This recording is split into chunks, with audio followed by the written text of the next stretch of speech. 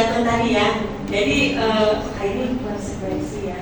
Apabila karena ya. Nah nomor 2 juga bisa bukan cuma apabila konteksnya itu dari lagi pelajaran PJOK gitu misalnya. Nah jadi wajar kan saat PJOK tidak terlambat, ya udah konsekuensinya lah dari lama masih nyambung gitu masih bisa. Kalau misalnya kamu pelajaran PJOK datangnya telat, ya udah kamu bersih WC, itu dia ada konsekuensinya kan? Atau jajanin teman sekelas, kan tidak ada hubungan. Nah ya, ini ya. Nah ini ada paradigma lainnya itu dihukum oleh penghargaan. Nah ini dapat dari Alfikon, dia jadi dosen ya di bidang dosen Amerika ya. Psikolog juga, pengamat pendidikan juga, banyak. Katanya saat kita berulang kali menjanjikan hadiah pada anak-anak agar berperilaku bertanggung jawab, atau kepada seorang murid agar mempelajari sesuatu yang baru, atau kepada seorang karyawan agar melakukan pekerjaan yang berkualitas, kita sedang berasumsi mereka tidak dapat melakukannya, atau mereka tidak akan memilih untuk melakukannya. Nah ini maksudnya dengan memberikan iming-iming itu kita sudah berasumsi anak tersebut tidak bisa melakukannya gitu. Nah misalnya nih, saya berasumsi anak-anak kalau saya nggak iming-imingin hadiah, mereka nanti nggak mau aktif dalam pembelajaran. Saya nggak mau menjawab pertanyaan. Jadi saya udah berasumsi duluan gitu, ya udah bernilai aman, ini gitu.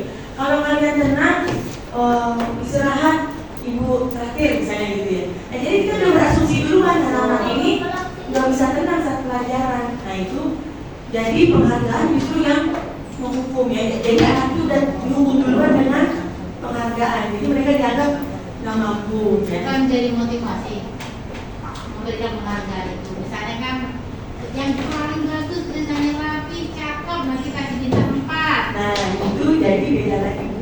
Biasanya kalau penghargaan dengan hadiah beda itu. Maksudnya kalau di awal sudah kita iming-imingi ya, nah itu bisa menjatuhkan mengurangi semangat anak atau menurunkan kreativitas anak gitu. Jadi dia sebatas itu aja kemampuannya. Tapi kalau kita memberikannya, apresiasinya itu setelah anak melakukan tanpa kita kasih tahu kita akan memberikan dia, nah dia jadi akan lebih termotivasi lagi, lebih maksimal lagi mengerjakannya gitu. Jadi kita juga menilainya ketahuan ya, karena sejauh mana kemampuannya gitu ya. Jadi kalau misalnya nih ada di sini Bu. Nah menurut Alfikon lagi dalam wawancaranya dan Anies Bayriwar yang dihukum dengan penghargaan mengungkapkan baik penghargaan maupun hukuman adalah cara-cara mengontrol perilaku seseorang yang menghancurkan potensi untuk pembelajaran yang sesungguhnya. Ya, secara ideal kita akan belajar itu sendiri adalah penghargaan sesungguhnya. Dan misalnya motif ke anak ya, ketika anak belajar, nah dia bisa membaca. Maka ketika dia bisa baca itu selesai baca ternyata dia bisa membaca dengan lancar. Nah itu loh gembiranya dia, gimana Bu wajahnya dia bisa baca, bisa ngaji gimana? Senang kan anak pasti, saya bisa baca gitu. Nah tapi ketika kita memberi hadiah maka takarannya itu udah sebesar hadiah itu. Jadi kita disuruh menutup kebahagiaannya dia yang lebih besar gitu. Tapi kesenangan dia itu luar biasa, senang bisa ngaji, bisa baca. Tiba-tiba kita kita kasih ya hadiahnya bisa berupa apa. Nah jadi pengabdi itu masih jauh itu, padahal bagi dia tuh bahagianya lebih dari itu. Ya kalau juga mengungkapkan beberapa pernyataan dan hasil pengamatannya selama ini tentang tindakan memberikan penghargaan yang nilainya sama dengan menghukum seseorang. Nah ini pun jadi bukan saya yang ngomong, tapi ini hasil penelitiannya ya. Adanya penghargaan efektif jika menginginkan seseorang melakukan sesuatu yang tidak inginkan dalam jangka waktu yang pendek. Jadinya aja dia misalnya, ya. Tapi tidak membekas terus-terusan. Jadi sejauh hadiah itu diberikan, maka dia mengerjakannya sampai situ, ya. Kemudian jika kita menggunakan penghargaan lagi dan lagi, maka orang tersebut akan bergantung pada penghargaan yang diberikan, serta kehilangan motivasi dari dalam. Ya, kayak misalnya kan memberikan terus apa bu? Itu ya bintang gitu ya, stiker ya, dia dapat bintang. Nah bu, saya selalu tahajud gitu. Nah kalau misalnya kita belum paham tentang ini ya, maka kita akan kasih ya yang banyak, berjejer, yang infak kita kasih banyak. Nah ketika kita misalnya tidak masuk, terus tidak ada yang ngasih stiker itu karena guru ganti ya, maka dia jadi iya down gitu ya. Udah, gimana aja ngapain gitu ya. Seperti itu saya pikir kita kasih hadiah nih pikir terbersih. Maka ketika orang yang memberi hadiahnya nggak ada, yang hilanglah motivasi dari dalam dirinya untuk berbuat baik. Yang selanjutnya, jika suatu penghargaan diharapkan, namun Anda tidak mendapatkannya, namun untuk belajar dari kesalahan. Jadi anak setelah mereka melakukan kesalahan, dia itu bukan jadi malah sedih, murung, tapi kita sebagai guru melihat lagi, kamu kan sudah melakukan ini, menurut kamu bagaimana? Nanti ada kesepakatan kelas ya, ada keyakinan kelas apa yang sudah kamu langgar gitu ya, menurut kamu gimana kalau kamu merasakan seperti ini? Jadi anak itu ditanya dari hatinya, kita ajak berdialog, nanti ada prosesnya ya, proses dialognya. Kemudian restitusi memperbaiki hubungan. Misalnya anak berantem ya, kalau kita pakai teori tadi bagi-bagi yang pertama itu pakai hukuman. Kamu berantem, kamu diapain? Saya tadi dipukul bu, yaudah pada sekali pukul. Wah gitu ya. Ya udah kamu dihukum apa sama gurunya ya. Atau kalau pakai yang tadi konsekuensinya kamu keluar kelas, nggak boleh mengikuti pelajaran. Tapi kalau restitusi kita ajak berdialog. Kenapa kamu tadi gue kamu berantem? Ya bu, gitu ya. Nah, ibu juga pernah merasa apa? Memangnya kenapa rasanya? Saya bilang, ya tadi ini bu ngambil hukuman saya gitu ya. Terus saya kesel, saya pukul kayak gitu. Ya ibu juga pernah merasakan barang ibu diambil, ibu juga kesal, ya gitu. Jadi kita memposisikan kita seperti dia gitu ya, itu merasakan. Jadi dia tuh lebih dulu ininya apa, emosinya gitu. Baru kita hasilnya ini memperbaiki hubungannya baik dengan si korban maupun yang pelakunya. Jadi apa sebaiknya kalau kamu jadi kamu diambil sama dia, artinya bagaimana? Ibu saya minta maaf, saya nanti mau mengembalikan gitu ya. Nah yang selanjutnya restitusi adalah tawaran, bukan paksaan. Jadi guru bukan kita yang menentukan harus gimana nih kalau kata kamu tadi melakukan hal ini gitu. Jadi udah kamu ini aja ya, dibangun lagi sama permen dan itu punya teman kamu gitu. Tidak. Tapi justru kita memancing apa? Kira-kira apa? Teman kamu ini kehilangan pulpen sama kamu, gitu ya. Sebaiknya gimana? Jadi kita pancing gitu ya. Nah seperti itu. Jadi tidak ada paksaan. Dan yang terakhir, yang selanjutnya restitusi menuntut untuk melihat ke dalam diri. Seperti tadi ya, tadi kalau kamu jadi dia gitu ya. Ibu juga pernah mengalami seperti kamu, pernah kesal sama orang, ibu juga pernah berbuat salah gitu ya. Jadi melihat dalam diri.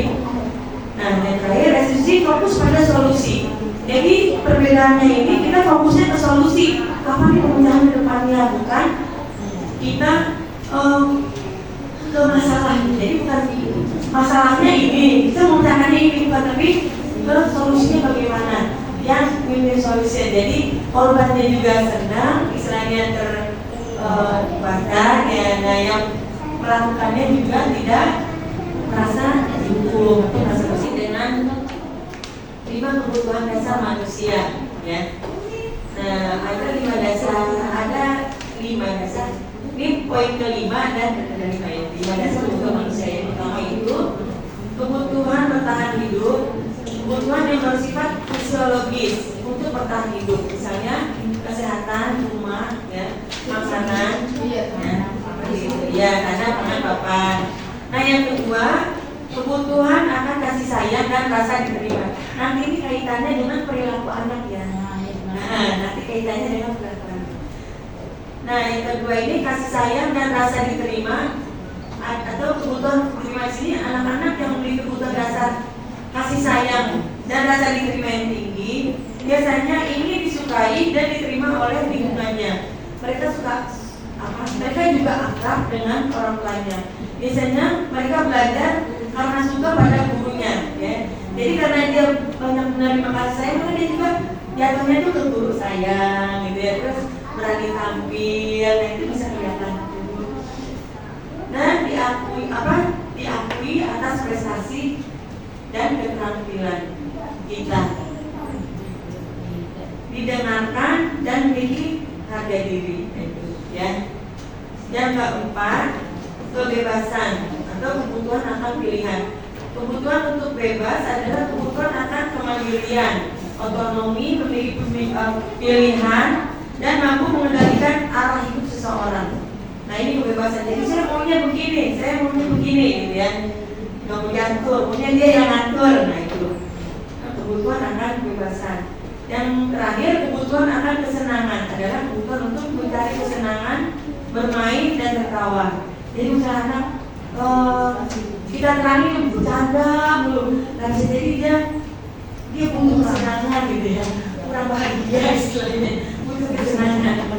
Ya. Atau anak saya diatur, bisa jadi dia kurang bebas, penuh tekanan di rumahnya seperti itu. Ya. Nah ini ada contoh kasus.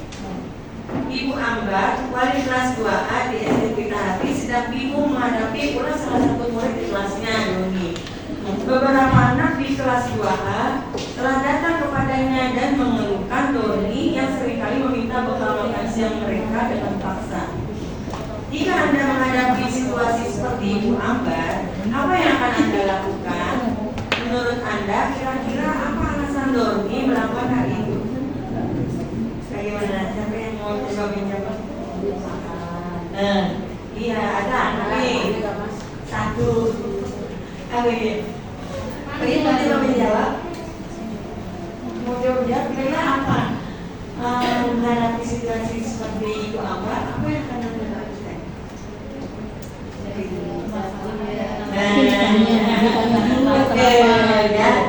Jadi kita harus cari dulu, bisa jadi anak punya motivasi masing-masing. Nah ini kita kaitkan dengan kebutuhannya si Doni, kebutuhan dasar manusia. Jika jawaban Doni ketika ditanya oleh Ibu Ambar adalah karena ia lapar dan orang tuanya tidak bekal makan, ini maka kebutuhan apa yang tidak terpenuhi? Kebutuhan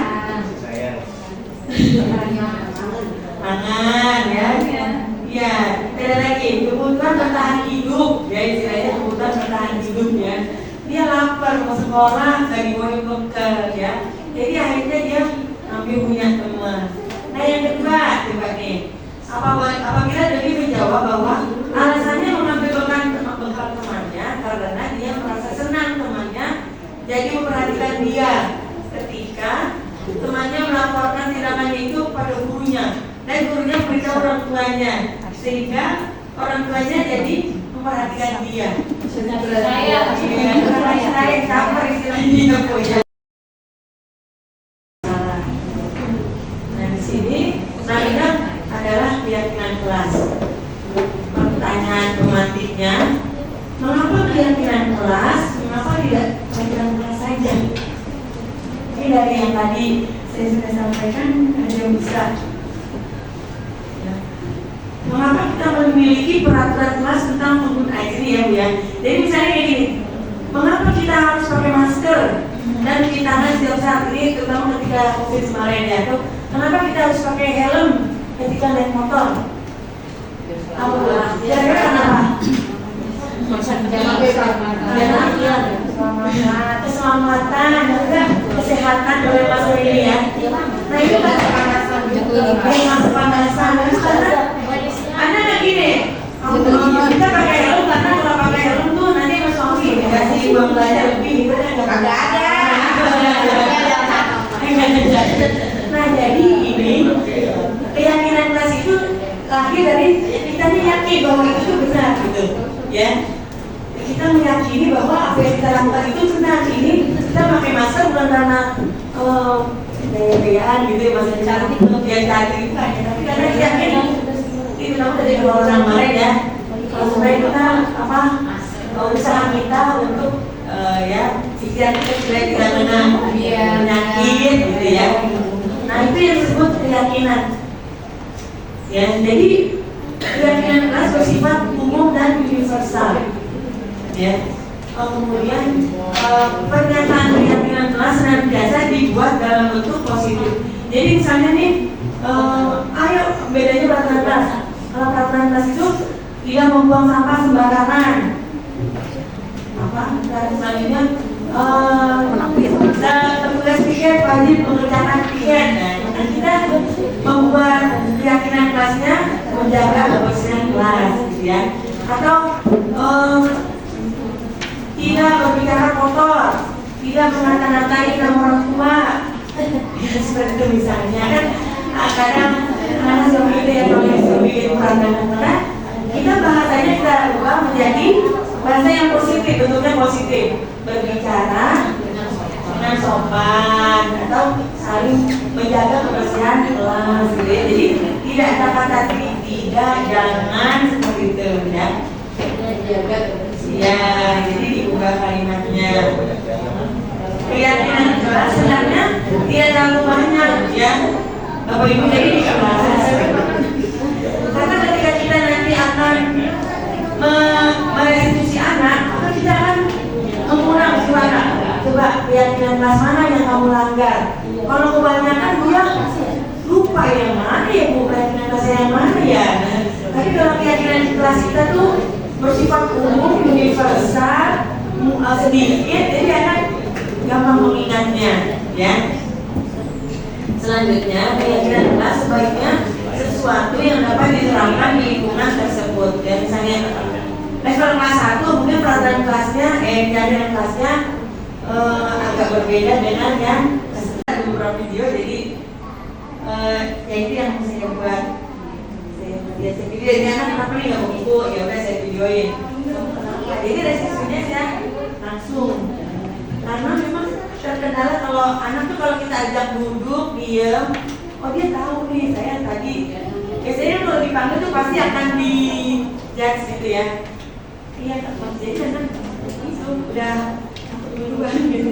Enggak, ibu nggak mau ini, ibu mau ngobrol, enggak ibu gitu. Jadi dia udah makanya jadinya spontan. Terbalik, kameranya ke belakang deh kayaknya ya. Udah kamu pergi ini. Kameranya ke belakang. Jadi bukan spontan, udah kamu tulis satu halaman apa gitu ya. Spontan. Itu kan biasanya hukuman seperti itu tidak ada di tulisan ya. Jadi itu tidak tertulis, ya udah kebiasaan yang guru saja, itu namanya hukuman.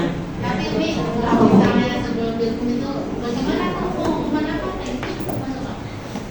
Bagaimana misalnya hukuman apa? Misalnya kelamaan ya, tambah terus itu kan digimanakan? Oh mau bagaimana ini? Nah itu jadinya nanti ke restitusi itu ya. Ini udah siap berlari nih ibu di sini mah. Keren. Oh ini jawabannya gitu ya. Nah ya tergantung tadi ya. Jadi ini konsekuensi ya. Apabila karena coba ada ya. Nah nomor 2 juga bisa bukan cuma pada konteksnya itu dari pelajaran PJOK gitu misalnya. Nah jadi wajar kan saat PJOK tidak terlambat, ya udah konsekuensinya dari lapangan masih nyambung gitu, nah masih bisa. Kalau misalnya kamu pelajaran PJOK datangnya telat, ya udah kamu bersih WC, itu dia ada konsekuensinya kan. Atau jajanin kamu sekelas, kan tidak ada hubungan. Nah ya, ini ya. Nah ini ada paradigma lagi yaitu dihukum oleh penghargaan. Nah ini dapat dari Alfikon, dia jadi dosen ya di bidang dosen Amerika ya. Psikolog juga, pengamat pendidikan juga, banyak dia ini banyak. Katanya saat kita jawab, atau kepada seorang murid agar mempelajari sesuatu yang baru, atau kepada seorang karyawan agar melakukan pekerjaan yang berkualitas, kita sedang berasumsi mereka tidak dapat melakukannya, atau mereka tidak akan memilih untuk melakukannya.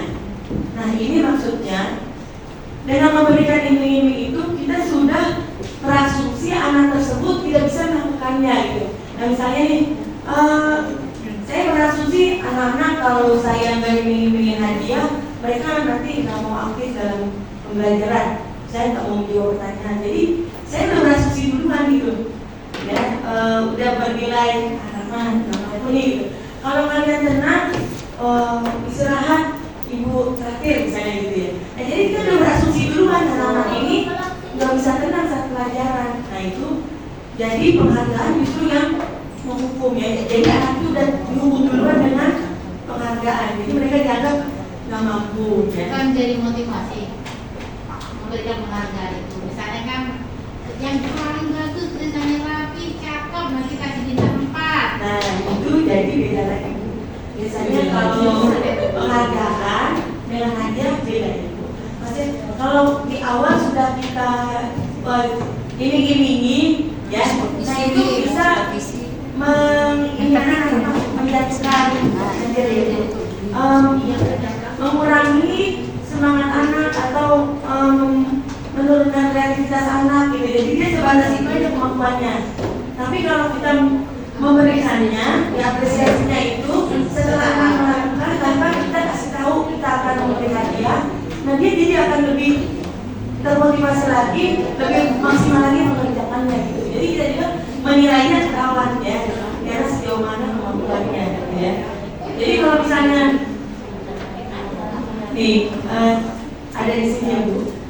Nah, menurut Alfiqan lagi dalam wawancaranya dan Anies dari luar yang dihubung dengan penghargaan mengungkapkan baik penghargaan maupun hukuman adalah cara-cara mengontrol perilaku seseorang yang menghancurkan potensi untuk pembelajaran yang sesungguhnya. Ya, secara ideal kita belajar itu sendiri adalah penghargaan sesungguhnya. Dan misalnya motif ke anak ya, ketika anak belajar, nah dia bisa membaca. Maka ketika dia bisa baca itu selesai baca ternyata dia bisa membaca dengan lancar. Nah itu kegembiraannya dia gimana Bu, wajahnya dia bisa baca, bisa ngaji gimana? Senang kan anak pasti, wah saya bisa baca gitu. Nah tapi ketika kita memberi hadiah maka takarannya itu udah sebesar hadiah itu. Jadi kita disuruh menutup kebahagiaannya dia yang lebih besar gitu. Berarti kesenangannya itu luar biasa, senang bisa ngaji, bisa baca. Tiba-tiba kita kita kasih ya hadiahnya bisa berupa apa. Nah jadi penghargaan itu masih jauh itu, padahal bagi dia tuh bahagianya lebih dari itu. Nah, ya kalau juga mengungkapkan beberapa pernyataan dan hasil pengamatannya selama ini tentang tindakan memberikan penghargaan yang nilainya sama dengan menghukum seseorang. Nah ini pun jadi bukan saya yang ngomong, tapi ini hasil penelitiannya ya. Adanya misalnya penghargaan efektif jika menginginkan seseorang melakukan sesuatu yang tidak inginkan dalam jangka waktu yang pendek.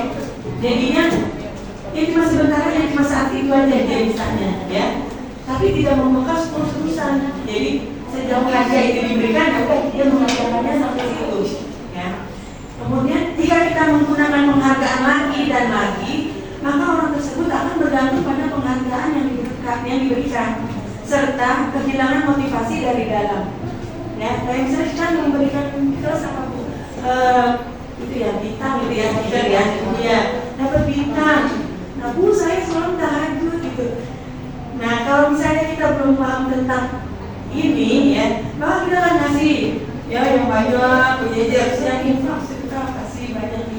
Nah ketika kita misalnya tidak masuk, terus tidak ada yang ngasih stiker itu karena guru ganti ya, maka dia jadi iya down gitu ya. Udah gimana aja ngapain gitu ya. Seperti itu saya pikir kita kasih hadiah nih pikir terbersih. Maka ketika orang yang memberi hadiahnya nggak ada, yang hilanglah motivasi dari dalam dirinya untuk berbuat baik. Yang selanjutnya, jika suatu penghargaan diharapkan, namun Anda tidak mendapatkannya, Anda merasa dihukum ya. Misalnya nih kita kadang di lomba ya, lomba kita cuma bedanya 0,5 misalnya ya sama juara 1, juara 3. Nah kita kiranya itu gak kuat ya Allah, sambung banget sih, cuma kurang 0,5 kita kalah gitu ya. Nah itu kan, jadi justru jadi merasa terhukum gitu ya, jadi dihukum karena kita tidak bisa mencapai nilai yang 3 besar itu. Kemudian kreativitas, maksudnya Ya, jadi bagaimana sih? nanti kan ada institusi Bu, kita ada ya Bu, sabar ya Bu. Kayaknya udah sabar nih. Nah, saya masih menyampaikan hasil penelitian Amikon, yaitu kreativitas murid-murid ini menjadi berkurang dibandingkan dengan yang tidak diberitahukan tentang hadiah yang bisa mereka terima ya. Kayak misalnya kamu mengarang, kalau misalnya lomba di mengarang, kamu bikin satu halaman ceritanya tentang Ramadan gitu ya. Ya udah, anak tuh kreativitasnya terbatas satu halaman itu. Tapi kalau kita ya bebas terserah, boleh mau satu halaman mau 3 lembar boleh gitu. Nah itu dia kreativitasnya akan bebas, jadi dia lebih meningkatkan kreativitas dibanding kita batasi ya. Yang bisa menulis sampai sekian, ibu kasih ide. Nah itu membatasi kreativitas mereka. Selanjutnya, penghargaan juga menciptakan persaingan di dalam kelas, dan persaingan menciptakan kecemasan. Jadi di dalam diri anak-anak sebenarnya ibu, kalau kita memberikan penghargaan dan kemudian biasanya kadang yang terlibat dia lagi gitu ya. Nah itu menciptakan kecemasan bagi anak yang memang kadang dia memang tidak sanggup ya, bisa sampai ya kapasitas dia memang tidak sampai situ, jadi dia udah down duluan seperti itu. Jadi cemas anak-anak Perlu kebijakan ya. ya seperti itu. Makanya di sini paradigma baru untuk merubah pemikiran kita. Jadi kita memilih lagi apa yang bisa kita lakukan. Nah sekarang kita ke restitusi. Tapi ini belum prakteknya ya Bu, karena prakteknya ada di akhir materi. Restitusi adalah proses menciptakan kondisi bagi murid untuk memperbaiki kesalahan mereka, sehingga mereka bisa kembali pada kelompok mereka dengan karakter yang lebih kuat. Ini betul ya. Ciri-ciri restitusi. Restitusi bukan untuk menebus kesalahan, namun untuk belajar dari kesalahan. Jadi anak setelah mereka melakukan kesalahan, dia itu bukan jadi malah sedih, murung, tapi kita sebagai guru melihat lagi, kamu kan sudah melakukan ini, menurut kamu bagaimana? Nanti ada kesepakatan kelas ya, ada keyakinan kelas apa yang sudah kamu langgar gitu ya, menurut kamu gimana kalau kamu merasakan seperti ini? Jadi anak itu ditanya dari hatinya, kita ajak berdialog, nanti ada prosesnya ya, proses dialognya. Kemudian restitusi memperbaiki hubungan. Misalnya anak berantem ya, kalau kita pakai teori tadi bagi-bagi yang pertama untuk pakai hukuman, kamu berantem, kamu diapain? Saya tadi dipukul Bu, yaudah pada sekali dipukul. Wah gitu ya. Ya udah kamu dihukum apa sama gurunya ya. Atau kalau pakai yang tadi konsekuensinya kamu keluar kelas, nggak boleh mengikuti pelajaran. Tapi kalau restitusi kita ajak berdialog. Kenapa kamu tadi kamu berantem? Ya Bu, gitu ya. Nah, ibu juga pernah merasa kalau ditanya gitu, memangnya kenapa alasannya? Saya bilang, ya tadi ini Bu ngambil hukuman saya gitu ya. Terus saya kesel, saya pukul kayak gitu. Ya ibu juga pernah merasakan barang ibu diambil, ibu juga kesal ya gitu. Jadi kita memposisikan kita seperti dia gitu ya, itu merasakan. Jadi dia tuh lebih turun dulu ininya emosinya gitu. Baru kita hasilnya ini memperbaiki hubungannya baik dengan si korban maupun yang pelakunya. Jadi apa sebaiknya kalau kamu jadi kamu diambil sama dia, artinya bagaimana? Ibu saya minta maaf, saya nanti mengembalikan seperti ya. Nah yang selanjutnya restitusi adalah tawaran, bukan paksaan. Jadi guru bukan kita yang menentukan harus gimana nih kalau antara kamu tadi udah kamu ini aja ya, dibangun lagi sama permen dan itu punya temen kamu gitu. Tidak, tapi justru kita memancing apa, kira-kira apa temen kamu ini udah kehilangan pulpen sama kamu gitu ya, sebaiknya gimana, jadi kita pancing-pancing gitu ya. Nah seperti itu, jadi tidak ada paksaan. Dan yang terakhir, yang selanjutnya restitusi menuntut untuk melihat ke dalam diri. Seperti tadi ya, tadi kalau kamu jadi tiga gitu ya, ibu juga pernah mengalami seperti kamu, pernah kesal sama orang, ibu juga pernah berbuat salah gitu ya. Jadi melihat dalam diri. Nah yang terakhir restitusi fokus pada solusi. Jadi perbedaannya ini kita fokusnya ke solusi. Kapan nih pemecahan ke depannya, bukan kita ke masalah. Jadi bukan masalahnya ini, kita memecahkannya ini, bukan, tapi ke solusinya bagaimana, yang win-win solution. Jadi korbannya juga senang, istilahnya terbakar ya, nah yang melakukannya juga tidak merasa dihukum atau merasa bersalah. Nah di sini selanjutnya adalah keyakinan kelas. Pertanyaan pemantiknya, mengapa keyakinan kelas? Mengapa tidak keyakinan kelas saja? Ini dari yang tadi saya sudah sampaikan, ada yang bisa. Ya. Mengapa kita memiliki peraturan kelas tentang penggunaan ini ya Bu ya? Jadi misalnya kayak gini, mengapa kita harus pakai masker dan cuci tangan setiap saat ini, terutama ketika COVID kemarin ya? Atau kenapa kita harus pakai helm ketika naik motor? Kira-kira kenapa? Keselamatan juga kesehatan oleh masa ini ya. Nah itu kan kepanasan karena ada nggak gini, kita pakai helm karena kalau pakai helm tuh nanti mas suami dikasih uang belanja lebih gitu kan? Nggak ada. Nah jadi ini keyakinan kelas itu lahir dari kita yakin bahwa itu benar gitu ya. Kita meyakini bahwa apa yang kita lakukan itu benar. Ini kita pakai masker bukan karena gaya-gayaan gitu ya, masker cantik untuk gaya cantik bukan ya, tapi karena kita yakin itu nama dari dua orang kemarin ya, kalau sebenarnya kita usaha kita untuk ya pikiran kita supaya tidak kena penyakit gitu ya. Nah itu yang disebut keyakinan ya. Jadi keyakinan kelas bersifat umum dan universal ya. Kemudian pernyataan keyakinan kelas senantiasa dibuat dalam bentuk positif. Jadi misalnya nih, ayo bedanya peraturan kelas. Kalau peraturan kelas itu tidak membuang sampah sembarangan.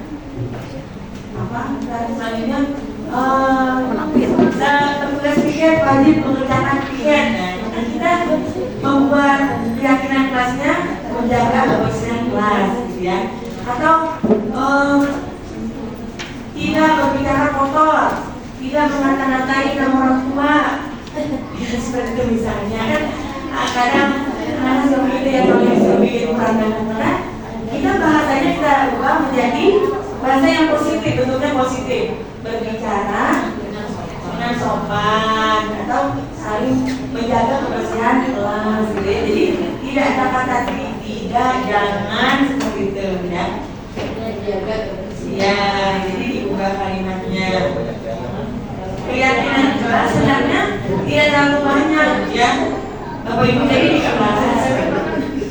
Karena ketika kita nanti akan merestitusi anak, maka kita akan mengulang gimana? Coba keyakinan kelas mana yang kamu langgar? Kalau kebanyakan Bu ya lupa yang mana ya Bu, keyakinan kelas yang mana ya? Tapi kalau keyakinan kelas kita tuh bersifat umum, universal, sedikit, jadi anak gampang mengingatnya ya. Selanjutnya, keyakinan kelas sebaiknya sesuatu yang dapat diterapkan di lingkungan tersebut ya. Misalnya level kelas 1 mungkin peraturan kelasnya, keyakinan kelasnya agak berbeda dengan yang kelas 6 atau kelas 5 gitu ya. Jadi sesuai dengan lingkungan dibuatnya keyakinan kelas tersebut. Yang terakhir, keyakinan kelas dibuat oleh seluruh warga kelas. Seperti tadi saya bilang, kalau peraturan kelas itu kan satu arah, guru ke murid. Tidak tidak bermain saat untuk menerangkan, tidak bercanda saat mengajar, ya. Nah ini saya sudah mempraktekannya di kelas dengan kegiatan membuat keinginan kelas. Jadi anak pertama itu kita kasih itu ya, suruh coba kira-kira seperti apa yang kamu inginkan ada di kelas kita. Nah, jadi semua menuliskan ya masing-masing. Ya itu sama ya, tidak main bola di kelas, tidak ngata-ngatain teman, ya gitu ya semuanya.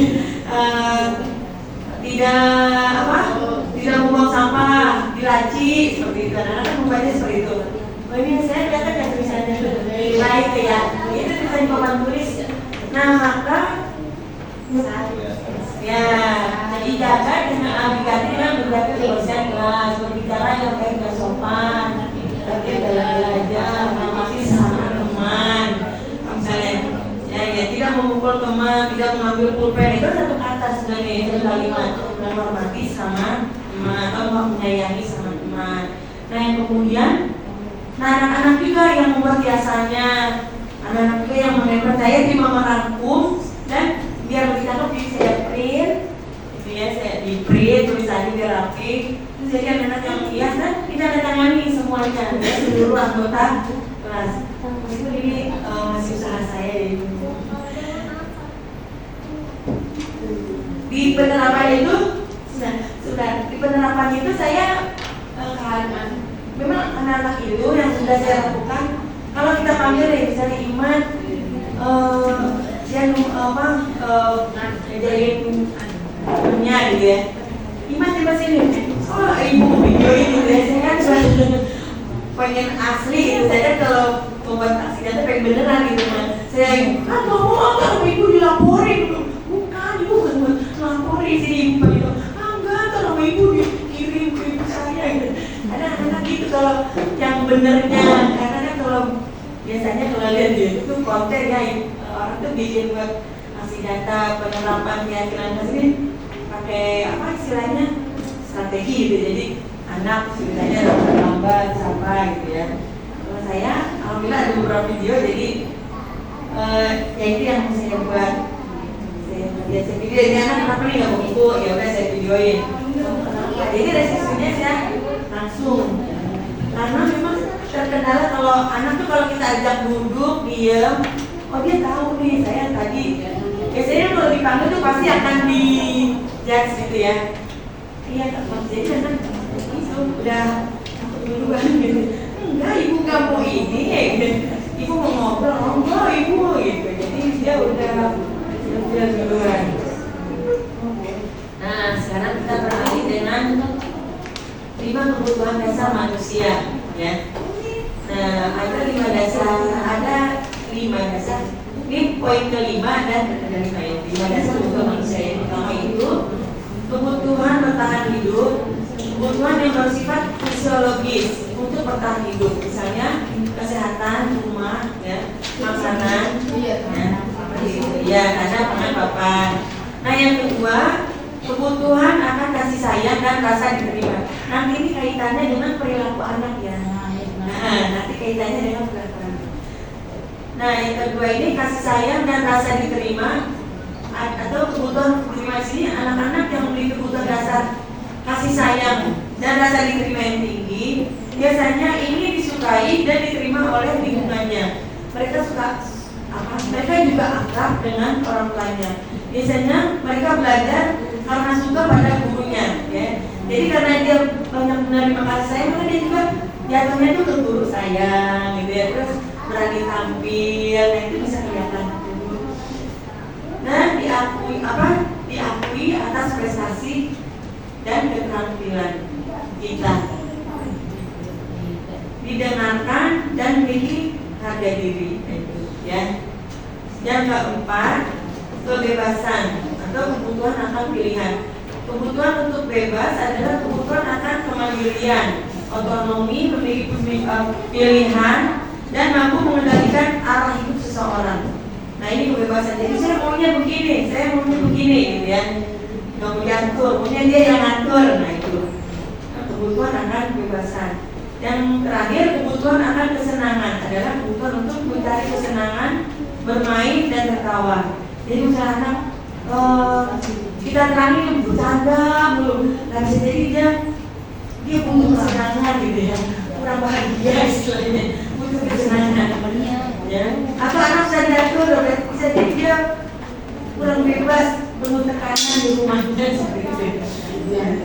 Nah ini ada contoh kasus Ibu Ambar, wali kelas 2A di SD Pelita Hati sedang bingung menghadapi pula salah satu murid di kelasnya, Doni. Beberapa anak di kelas 2A telah datang kepadanya dan mengeluhkan Doni yang seringkali meminta bekal makan siang mereka dengan paksa. Jika Anda menghadapi situasi seperti Ibu Ambar, apa yang akan Anda lakukan? Menurut Anda, kira-kira apa alasan Doni melakukan hal itu? Bagaimana? Siapa yang mau coba menjawab? Iya, ada anak nih. Satu. Iya. Bagi mau coba menjawab? Mau jawab kira-kira apa? Menghadapi situasi seperti itu apa yang akan Anda lakukan?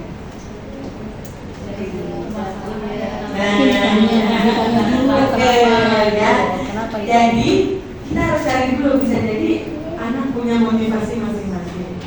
Nah ini kita kaitkan dengan kebutuhannya si Doni, kebutuhan dasar manusia. Jika jawaban Doni ketika ditanya oleh Ibu Ambar adalah karena ia lapar dan orang tuanya tidak bekal makan, ini maka kebutuhan apa yang tidak terpenuhi? Kebutuhan pangan ya. Ya, tidak lagi kebutuhan bertahan hidup ya, istilahnya kebutuhan bertahan hidup ya. Dia lapar mau sekolah, gak dibawain bekal ya. Jadi akhirnya dia ambil punya teman. Nah yang kedua coba nih, apabila Doni menjawab bahwa alasannya mengambil bekal temannya karena dia merasa senang temannya jadi memperhatikan dia ketika temannya melaporkan tindakannya itu pada gurunya dan gurunya beritahu orang tuanya, sehingga orang tuanya jadi memperhatikan dia. Saya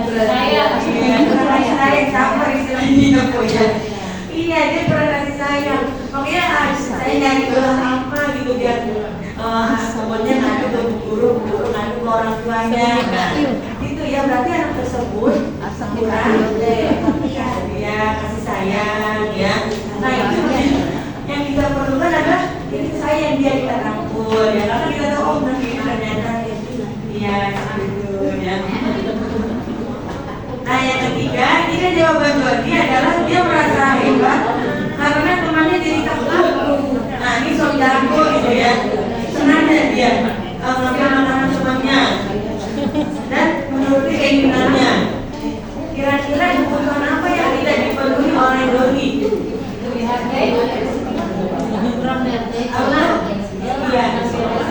Kepuasan ya, dia merasa diakui, diterima oleh kelompoknya, lingkungannya. Nah jadi larinya tuh seperti itu. Jadi kalau di masyarakat ya, biasanya misalnya anaknya nggak benar, ya usir kamu dari rumah gitu ya. Nah itu padahal justru anak jadi hilang kontrol gitu, jadi tidak dapat orang yang menasihati dia, mengarahkan dia seperti itu. Padahal anak tersebut mengalami apa? Ada satu sisi yang dia tidak terima, gitu, tidak dapatkan kebutuhan dasarnya. Nah, 5. Jika melakukannya karena iseng, jadi senang aja gitu ya, temennya nak badan misalnya ini, gigilin aku, gitu. Jadi itu juga ketawa, masih kecil, masih dikon. Nah seperti itu. Kalau ini Doni dia iseng aja gitu ngambil makanannya biar gitu kan, anak-anak kalau lagi sering kan dia aja cuma ketawa-ketawa gitu.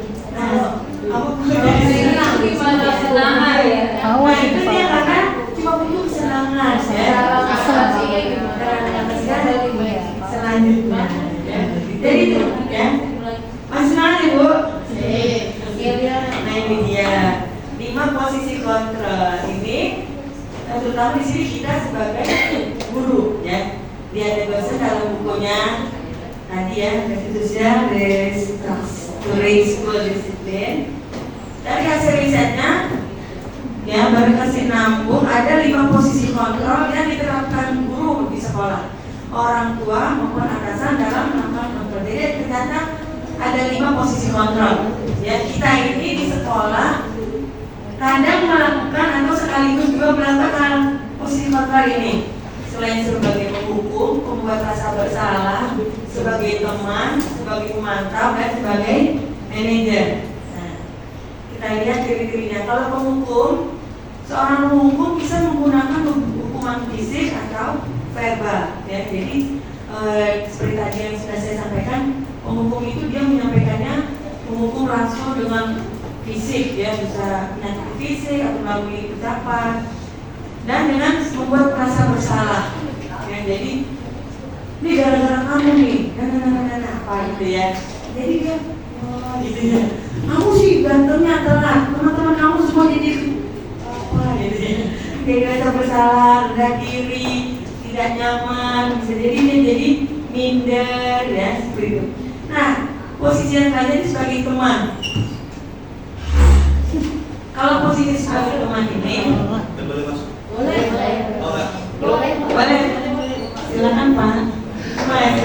Terutama yang kuning-kuning. Iya, ya Bu. Tapi ini ya biar lebih semangat ya, lanjut deh. Dijalankan apa gimana? Minggu paginya ya. Oh iya, Bapak yang nangkring satu-satu ya. Sekali-kali ya Bu Dede. Iya Pak Des.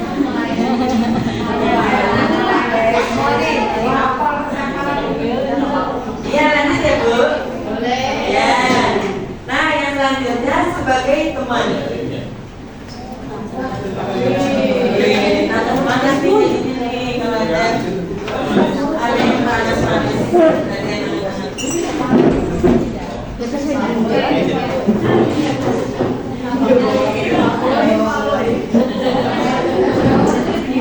Kayaknya ini kebutuhan akan ini banyak kebutuhan di sini nih ya.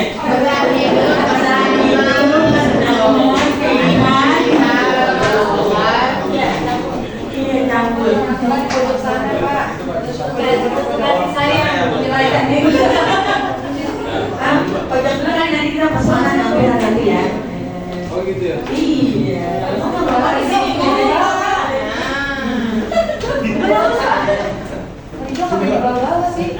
Kan ini di sini kan? Iya. Bapak, oke dulu Bapak.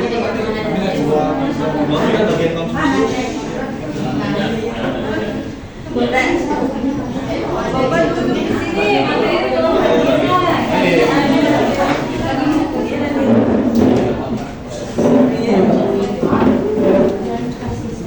Makasih Pak, lanjut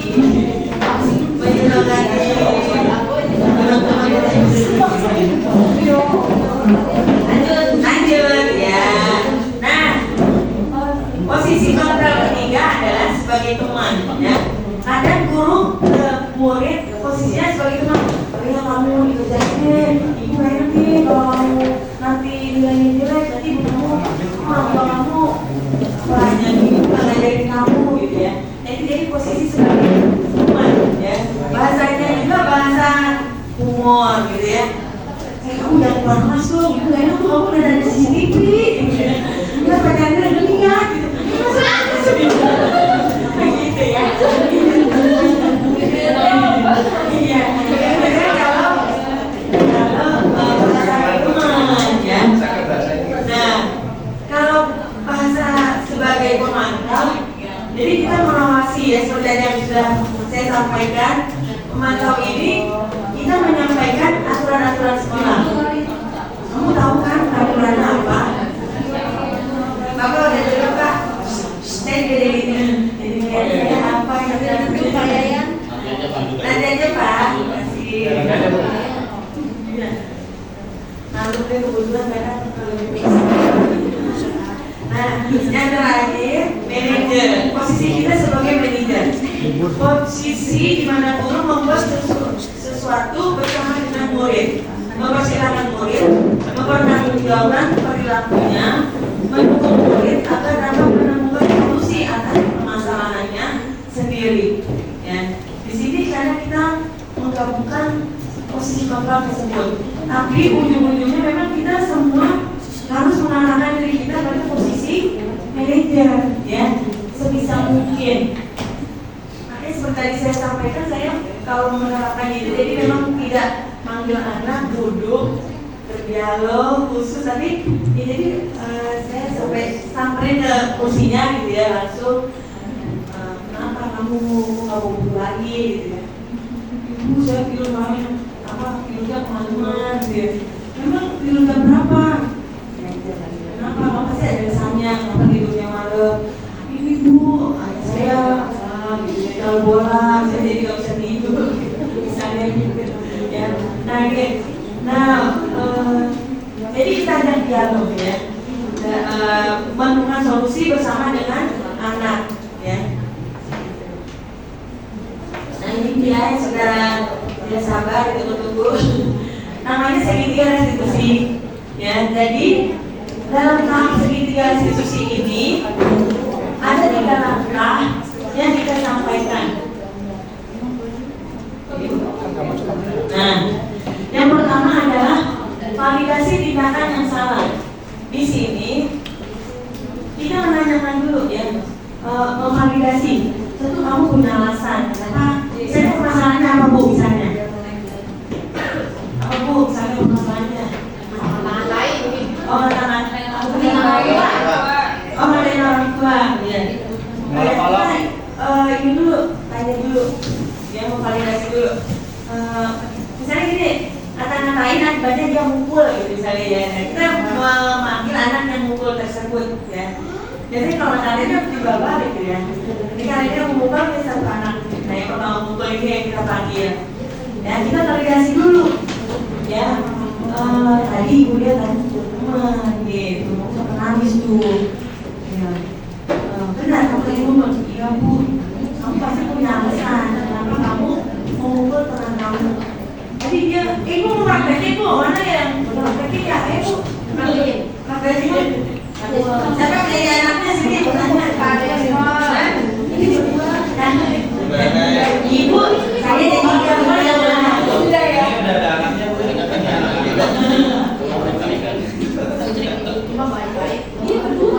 Saya berani gitu ya. Saka apa ini ya?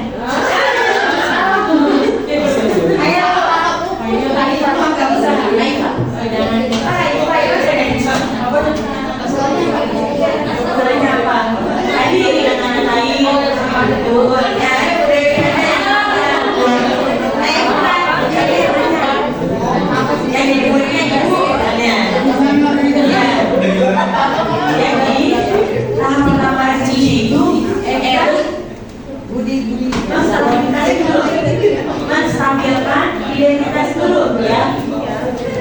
Identitasnya kita stabilkan dulu. Misalnya gini, Dewi, sini sayang, ibu, Dewi kamu,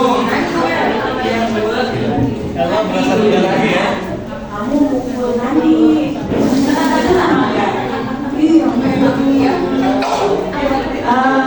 Kamu mukul itu apa? Habis kesel bu, si Nani kan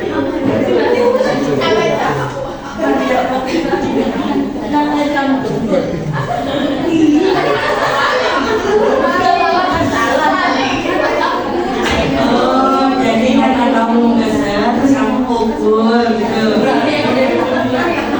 Ya, terus kamu jadi karena kamu kesel terus kamu pukul seperti ya.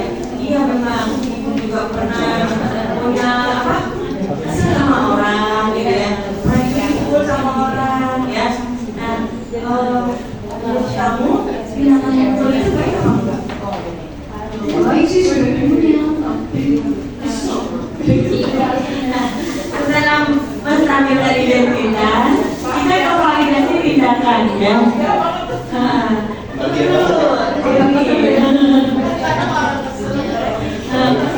Kalian tidak baik ya perbuatan memukul teman itu. Nah sekarang kalau sudah kita validasi keadaannya, masalahnya, kita lari ke ini menyatakan keyakinan. Menanyakan. Iya menanyakan. Kamu masih ingat nggak keyakinan kelas kita? Apa?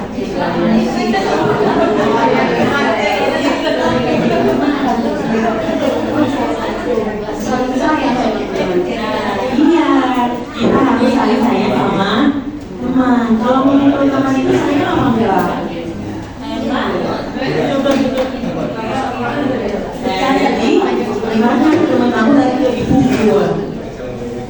Nah, gimana supaya tidak terulang lagi bagaimana? Yang penting nanti nggak ngapain aku lagi. Kalau misalnya lagi ngapain aku pasti ada lagi, tapi kalau enggak aku nggak pernah lagi. Berarti kamu tidak ngatain Nani lagi, ya, tidak mukul Nani lagi, ya. Terus selanjutnya berarti kamu bilang apa? Kamu Ya, tadi kamu bilang maaf ya, jadi ya, kamu udah saya kepada lebih baik lagi, soalnya saya teman-teman ya. Makasih Dewi. Oke ya. Kalau yang ditanya akan dapat gimana? Kalau yang rasain dari mana? Yang dikatakan Yang rasain. jadi kan kita korbannya di sini, apa pelakunya gitu loh. Yang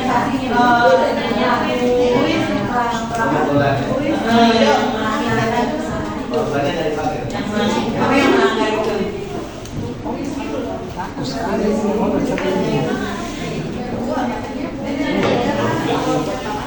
Nah ini saya buatnya adalah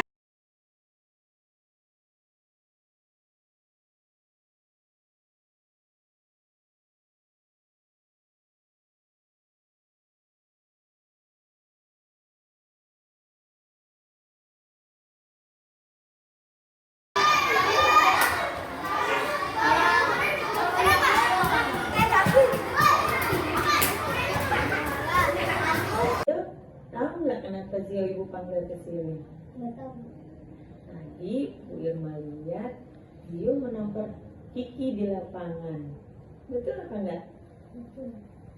Nah, menampar teman itu perbuatan yang baik apa tidak? tidak baik. Setiap manusia pasti berbuat tidak baik. Ibu juga pernah berbuat tidak baik, termasuk juga menampar teman adalah perbuatan yang salah. Nah, di sini ibu bukan mau mencari siapa yang benar, siapa yang salah. Ibu ingin kita mencari solusi bagaimana supaya Zio tidak menyakiti teman lagi. Setuju? Nah, coba tadi pasti Zio punya alasan kenapa Zio menampar Kiki. Tadi Kiki duduk sembarangan di lapangan. Saya suruh bangun tidak mau. Ya udah saya tampar. Oh begitu. Baik, jadi karena Zio kesal, Zio menampar Kiki. Zio ingat tidak kesepakatan kelas kita? Apa salah satunya? Saling menghargai dan sayang. Ya, kalau begitu, apa yang harus Zio lakukan supaya tidak melakukan hal itu lagi? Menahan diri supaya lebih sabar. Betul. Dan meminta maaf kepada Kiki. Iya, betul. Ingat ya, jadi kita harus saling menyayangi sesama teman ya. Nah, kapan Zio mau melakukannya? Hari ini Oh, bagus. Mulai hari ini Zio akan baik pada teman ya, saling menghargai dan menyayangi. Terima kasih Zio, mudah-mudahan Zio jadi anak lebih sabar lagi dan jadi anak yang soleh. Amin.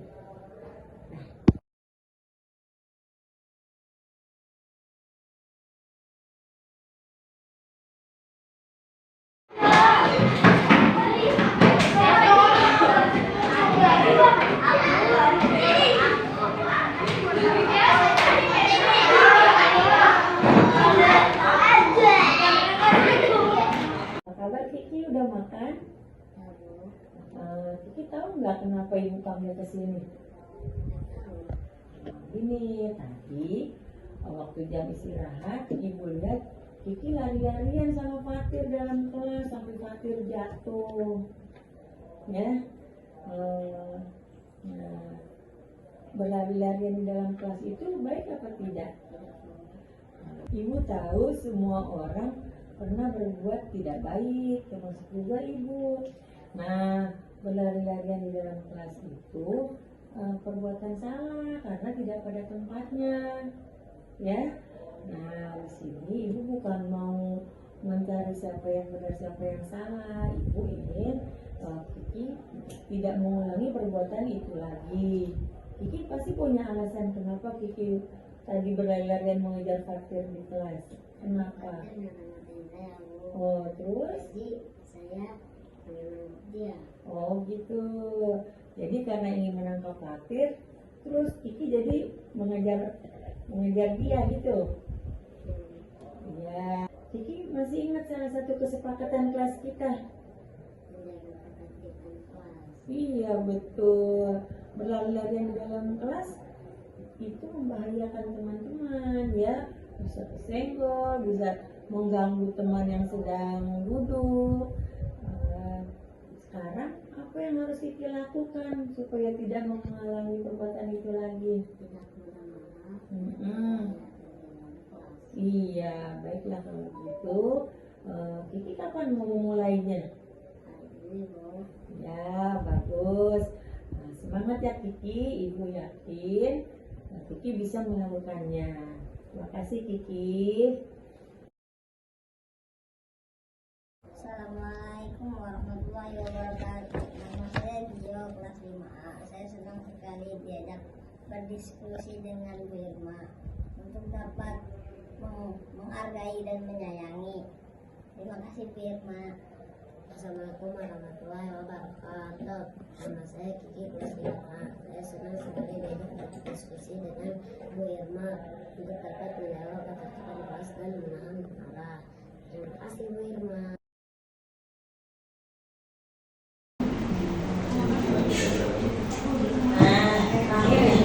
Ya, alhamdulillah materinya sudah selesai.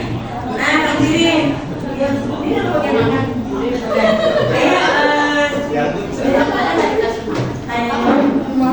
saya persilahkan bagi Bapak Ibu, mungkin ada yang kurang jelas atau ingin ditanyakan. Oh iya,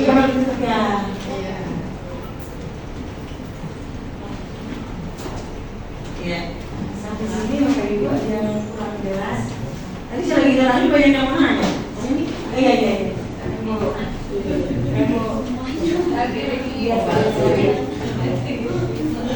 Ya, bismillah. Setelah penelusuran peserta sejauh ini, saya tuh kenapa ya agak ngegantung tadi menurut pakar pendidikan, menurut Alfikon tadi loh, tentang apa sih poin yang ketiga kalau nggak salah. Kayaknya itu kayaknya kok hati saya tuh bergejolak. Apa ya, kayaknya bertentangan sama hati saya. Mana di bawah? Maksudnya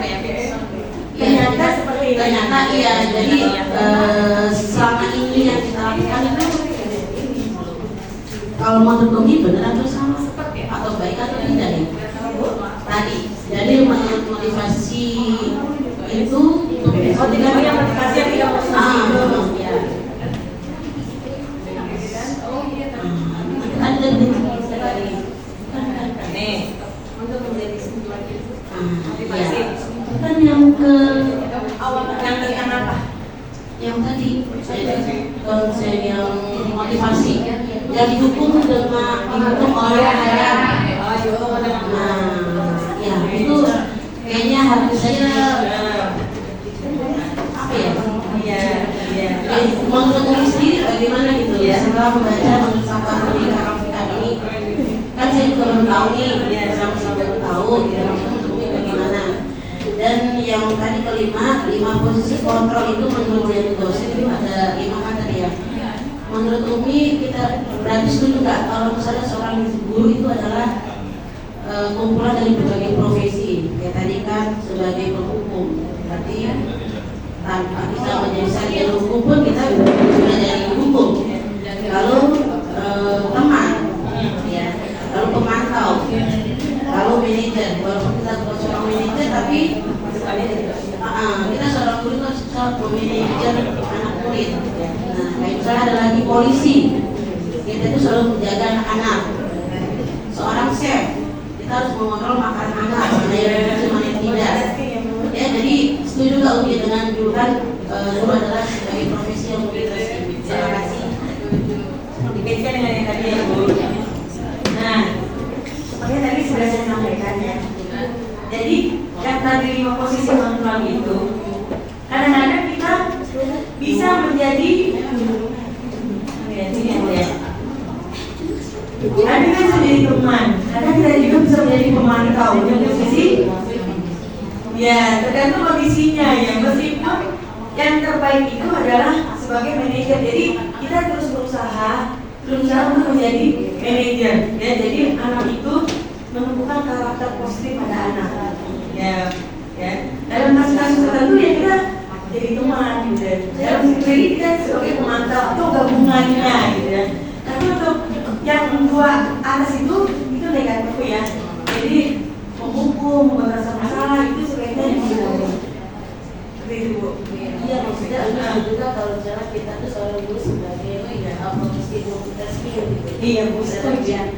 Terus yang tadi yang menurut pakar pendidikan itu yang tadi menghukum kalau tadi Masih benar.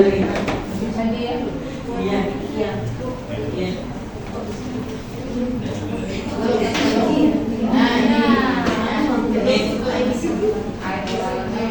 Tapi yang tadi ya. Nah, iya. Memang profesi guru namanya aja menggantikan posisi orang tua di sekolah ya. Jadi ya semua itu harus bisa kita pegang.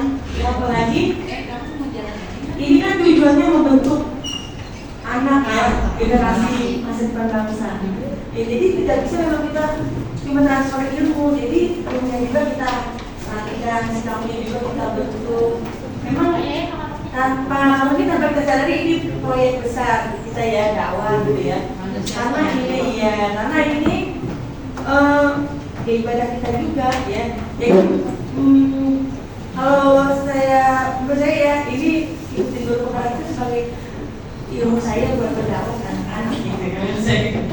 Iya, jadi ya harus bisa harus bisa semuanya tuh memang seperti itu.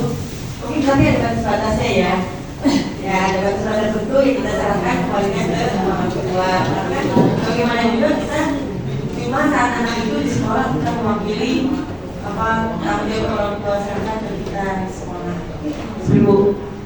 Iya, maksud saya itu selama ini berarti kedepannya gimana nih? Apa kita mengikuti Alfika Mode ini atau kita tetap berjalan seperti kita jalankan sehari-hari? Kayak misalnya kan kita memotivasi anak di berupa tadi penghargaan, motivasi, beri reward, beri bintang, beri ya apalah itulah.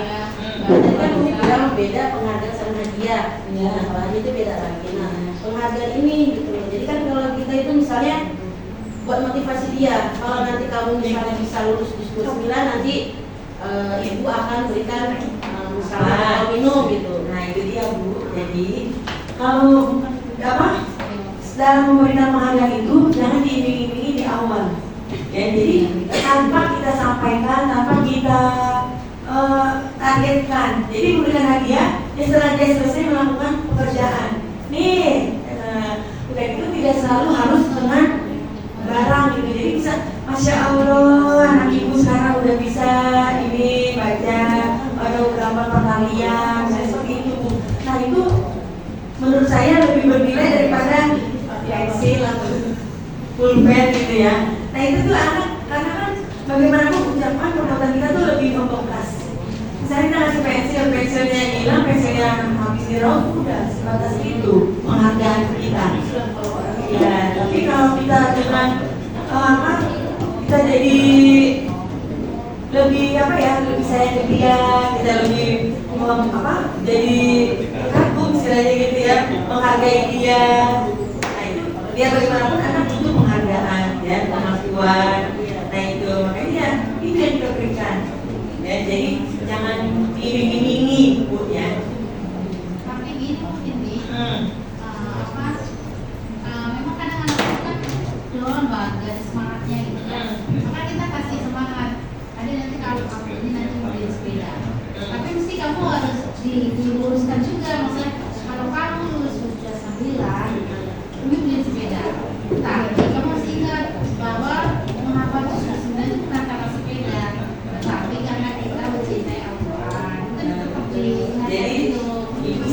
dua-duanya. Ya, jadi itu misi utamanya adalah kamu itu mencintai Al-Quran. Percaya bahwa Al-Quran itu kelak akan memberikan syafaat. Bagaimana kalau ini Bu, ibu ini berarti kamu memberikan ibu mahkota di surga? Ya boleh, tapi itu kan sangat ilahi buat anak-anak itu kan sesuatu yang real, yang konkret. Gitu ya, maksudnya disesuaikan dengan tahapan umur anak ya, konkret gitu ya. Ya, terima kasih Bu. Ada lagi? Iya Bu. Oke Bu.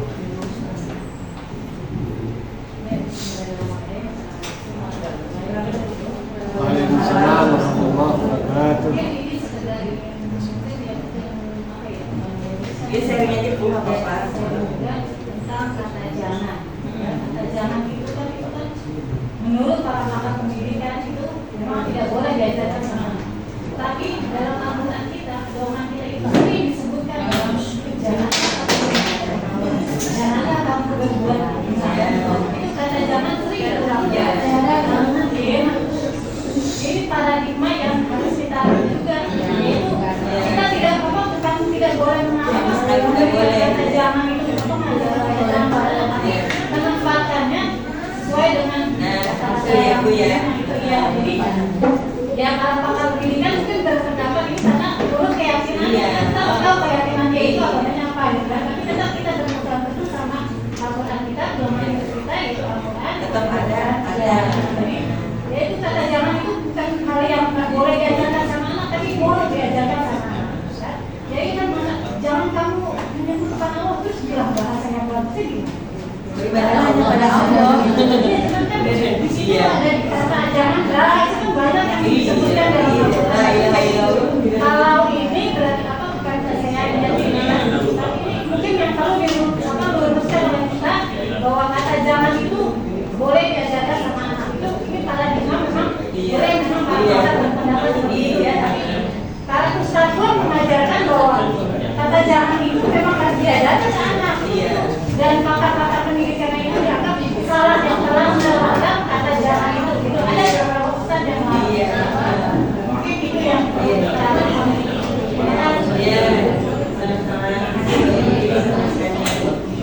ya, gitu ya. Mungkin ini Bu kaitannya dengan keyakinan kelasnya. Kalau misalnya tadi yang saya pesan tidak itu kebanyakan tidak berbulan kelas, tidak proses suara, nanti kita jadikan satu kata aja, kan jadi lebih simpel gitu, menghargai sesama teman. Itu Bu. Kalau misalnya kita main tidak buang sampah, tidak nilai, tidak jangan, itu terlalu. Kalau sebenarnya konteksnya itu agar mudah dihafal. Jadi keyakinan kelas itu ciri-cirinya simple, universal, mudah dihafal gitu. Kalau tidak itu kan jadi uraiannya terlalu banyak. Tidak ini, tidak jangan ini ya. Meskipun memang itu tidak boleh gitu. Menggunakan data itu ya boleh gitu. Mungkin tapi dalam konteks membuat kesepakatan kelas, ya kita membuat kalimatnya tuh kan menggabungkan seluruh kata-kata larangan tadi gitu. Jadi menghasilkan satu kalimat positif. Itu maksudnya. Nah, di sini ada seru Bu, hasil penelitiannya Afifan ini bahwa jika seseorang itu, karena ini coba anak orang yang juga ya. Jika seseorang itu diiming-imingi hadiah, jika dia berhasil, maka sebenarnya dia tidak berhasil. Cuma tidak masih di sini. Benar nggak Bu? Jangan dikatakan Iya. Gitu.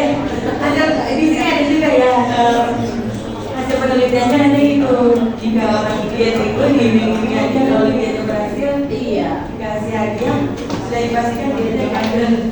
Makanya paling penting keyakinan dari dalam. Iya, karena keyakinan dari dalam ya. Nah itu. Misi utamanya kan itu. Bapak ada? Oh iya. Mungkin menambahkan tadi soal pemberian hadiah, saya termasuk guru yang sedang memberikan hadiah di kelas. Persiapkan ibadahnya kepada anak-anak dulu. Kalau saya dari saya sendiri lebih melihat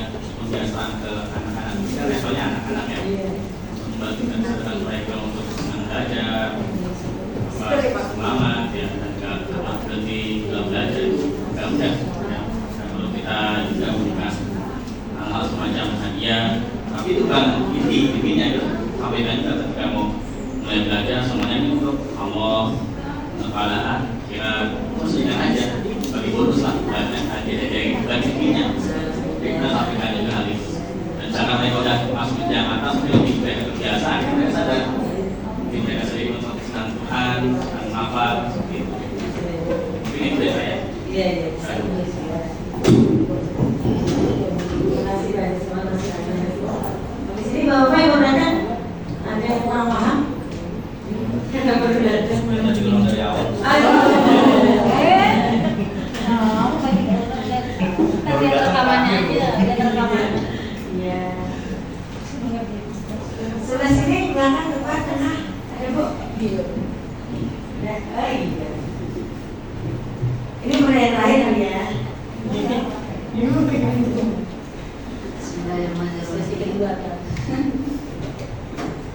Aku menanyakan terkait tadi motivasi berenang untuk tingkat SD, bagaimana cara menumbuhkannya? Karena tadi ya seperti tadi Umi bilang ya tentang menghindari pemberian hadiah nyaman. Itu dulu pernah terjadi di kelas 5 tentang sholat tahajud. Ketika sudah diberitahu yang tahajud itu akan mendapatkan bintang prestasi, itu alhamdulillah ya aku itu terlalu banyak yang sholat tahajud dan itu dikonfirmasikan kepada orang tua. Dan semester 2 saya mencoba mengulangi tidak ada bintang tahajud dan akhirnya semakin lama semakin berada di gradasi makin lama gitu. Yang bertahan itu yang punya sudah muncul motivasi internalnya. Bagaimana menumbuhkannya? Terima kasih. Ya. Sepertinya pertanyaan ibu udah merupakan jawaban. Berarti memang tidak efektif bu pemberian hadiah itu. Tapi ibu tidak memberi hadiah ya tidak, anak jadi tidak mau sholat tahajud gitu. Ya, Bagaimana? Iya, jadi biar sebenarnya kita perlu pakai tahapan juga ya bu ya. Banyak kondisi yang membuat anak itu bagaimana dia bisa tahajud. Bisa jadi kalau orang tuanya tidur tidak membangunkan, ya memang karena kan lingkungan juga. Kalau sholat tahajud istilahnya di rumah ya. Di rumah itu pasti keluarganya, pengaruh keluarganya. Kalau memang keluarganya Islam, saya ibunya dia minimal bangun, ya anaknya otomatis misalnya ibunya kita dibangun, anaknya dibangunkan, otomatis ibunya membangunkan. Ini bagaimana bisa anak tahajud sedangkan ibunya sendiri tidak. Nah berarti kita PR-nya sudah naik lagi daripada orang tua hubungannya. Nah gimana orang tua, gimana dia taklimnya, ilmunya apa, itu kan jadi bedanya jurusan itu. Selain yang lainnya sekedar Yang lain ada GBR, belajar ya. Ya. Nah kalau secara umum ibu udah pintar lah. Jadi siapa ya? Aslinya udah pintar nih. Ini memang masalahnya tuh. Ini kan masalah kita semua. Ya, seperti itu ya. Mungkin kalau kaitannya sama hadiah ini bu, kita di akhir aja ya. Di akhir tanggal kemudian kita penuhi semua kebutuhan mereka. Insya Allah mereka belajar dengan nyaman. Ya. Kalau sudah seperti kebutuhannya ya. Di rumah sekolah orang tua, teman, guru sayang sama mereka, ya. Nah itu meskipun rekodnya mereka tidak sampai, ya minimal dia bisa bikin pelajaran. Kalau semua kebutuhan dasarnya itu terpenuhi, ya. Makanya dalam pembelajaran sekarang itu kan berpusat pada murid, ya kan. Jadi mereka juga ada kebebasan, ada kebutuhan kesenangan, bukan satu arah, bukan yang guru, ayo tulis, ayo baca, ayo buka. Tapi sekarang kan modelnya diferensiasi, ya, diferensiasi pembelajaran. Jadi anak dilihat dulu di tes, lihat hasil amal ya, salah dulu siapa anak-anak yang kemampuannya sekian, kesiapan belajarnya. Jadi belajar itu sesuai dengan kebutuhan mereka gitu. Iya, kalau misalnya tugasnya membuat teks narasi misalnya bahasa Indonesia. Nah, anak yang senang bola, ya dia teks narasi, teks yang senang bola, dia bikin prosedur ya cara membuatkan bola, prosedurnya gimana. Kalau yang senang masak, ya udah bikin prosedur membuat donat misalnya. Kalau anak yang senang bertanam, ya cara menanam sapi, nah begitu. Jadi yang disebut apa? Diferensiasi ya. Nah itu tak lagi kalau saya. Nah jadi apabila insya Allah kalau terpenuhi semua kebutuhan dia, kebutuhan anak, insya Allah dalam belajar itu anak semangat. Kadang-kadang yang tidak itu karena dia berlapar, gurunya nyuruh ngerjain soal banyak banget, temannya iseng, tidak masuk kelas yang panas ya Pak. Iya,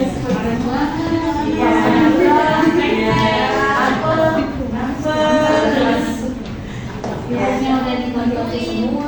Semua. Maksud? Oh kerasnya. Tenang Bu Dewi. Ya Bu ya. Sudah ya. Ada lagi masih mumpung saya punya kesempatan. Kalau tidak, ya alhamdulillah.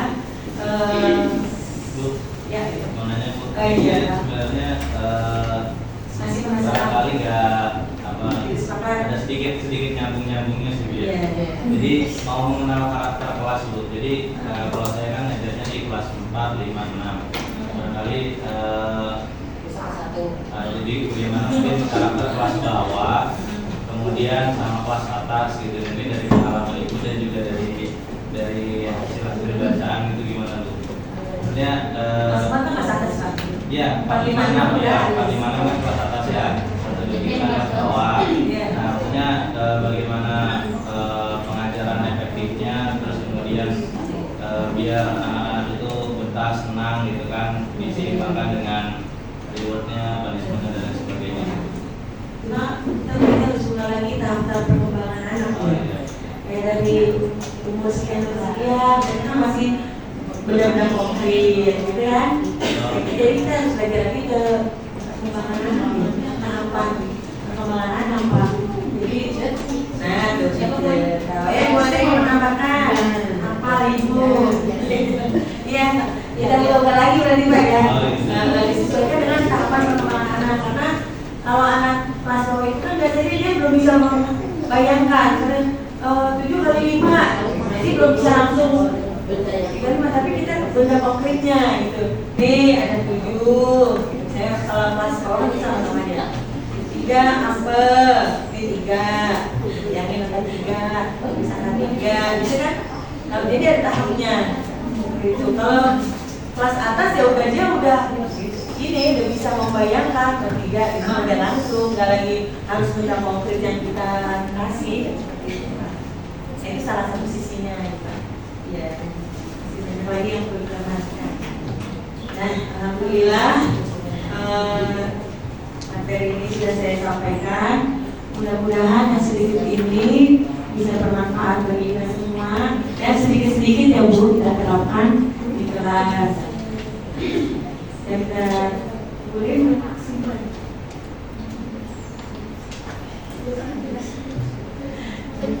Iya tentu dengan alhamdulillah saya ucapkan sekali lagi jazakumullah khairan katsiran pada Bapak Ibu semua yang sudah meluangkan waktunya ya, untuk menggunakan diseminasi budaya positif di sekolah ini. Mudah-mudahan bermanfaat. Bila ada yang salah dari saya mohon maaf. Wabillahi taufiq wal hidayah. Wassalamualaikum warahmatullahi wabarakatuh.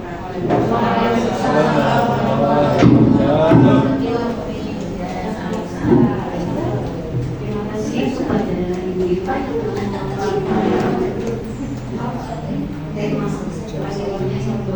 yang subhanallah ya Bu, sebetulnya ini materinya makin berkembang ya.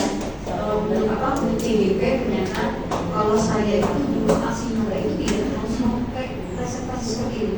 Dan materinya pun juga ini kayaknya tambah konkret gitu. Misalnya kalau kemarin karena mungkin kalau saya kan masih baru ya, jadi masih belum terpenuhi untuk semuanya gitu. Jadi materinya hanya sekedar beberapa saja. Jadi kita kasih namanya tuh nggak harus begini, kasih lah harus apa materi begitu banyak gitu. Ini masya Allah ya, ternyata makin banyak ilmu yang ditambahkan dalam dengan guru-guru tersebut. Terima kasih kepada Bu Irma, mudah-mudahan ini baru sedikit tapi ternyata banyak. Kalau dari musik itu saya tuh nggak banyak banget, nggak materinya nggak sampai apa namanya teori-teorinya itu tidak banyak gitu mas. Ada 3 modul Bu. Oh, tadi biasanya makin meningkat ternyata. Nah itu yang maksud saya makanya sekali saya menjadi pengajar praktik. Soalnya kok kayaknya ini tambah bagus ya. Berat dulunya makin banyak. Ini ya mudah-mudahan termotivasi dan mudah-mudahan materinya bisa berguna buat kita semua dan bisa kita terapkan sedikit demi sedikit. Memang kalau paradigma itu tidak mudah untuk kita terima ya. Apalagi kalau misalnya ada yang sedikit-sedikit agak menyimpang gitu. Mungkin kalau ini kan biasanya mereka kebanyakan orang luar sehingga tidak